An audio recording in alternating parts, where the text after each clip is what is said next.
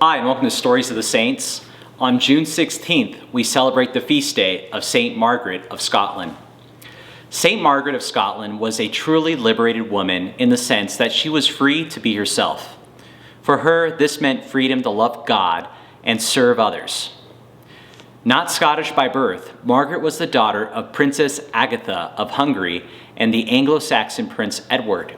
She spent much of her youth in the court of her great-uncle, the English king, Edward the Confessor. Her family fled from William the Conqueror and was shipwrecked off the coast of Scotland. King Malcolm befriended them and was captivated by the beautiful, gracious Margaret. They were married at the castle of Dunfermline in the year 1070. Malcolm was good-hearted but rough and uncultured, as was the country. Because of Malcolm's love for Margaret, she was able to soften his temper, polish his manners, and help him become a virtuous king. He left all domestic affairs to her and often consulted her in stately manners. Margaret tried to improve her adopted country by promoting the arts and education. For religious reform, she encouraged synods and was present for the discussion which tried to correct religious abuses common among priests and lay people, such as usury, and with her husband, she founded several churches. Margaret was not only a queen, but a mother. She and Malcolm had 6 sons and 2 daughters. Margaret personally supervised their religious instructions and other studies. Although she was very much caught up in the affairs of the household and country, she remained detached from the world.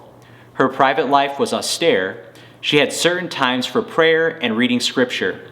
She ate sparingly and slept little in order to have time for the devotion. She and Malcolm kept 2 Lents, one before Easter and one before Christmas. During these times, she always rose at midnight for Mass. On the way home, she would wash the feet of 6 poor people and give them alms. She was always surrounded by beggars in public and never refused them.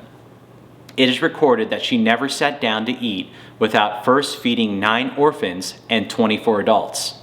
In the year 1093, King William made a surprising attack at Outwick Castle, and King Malcolm and his oldest son Edward were killed.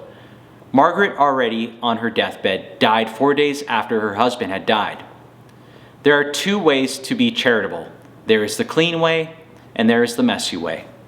The clean way is to give money and clothes to organizations that serve the poor. The messy way is dirtying your own hands in personal service to the poor.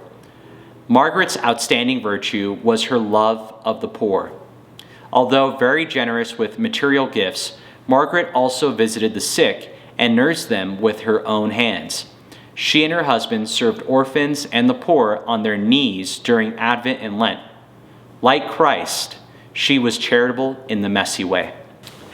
If you like this video about Saint Margaret of Scotland, please press the like button. And if you'd like to learn more about the saints, please feel free to subscribe to our YouTube channel.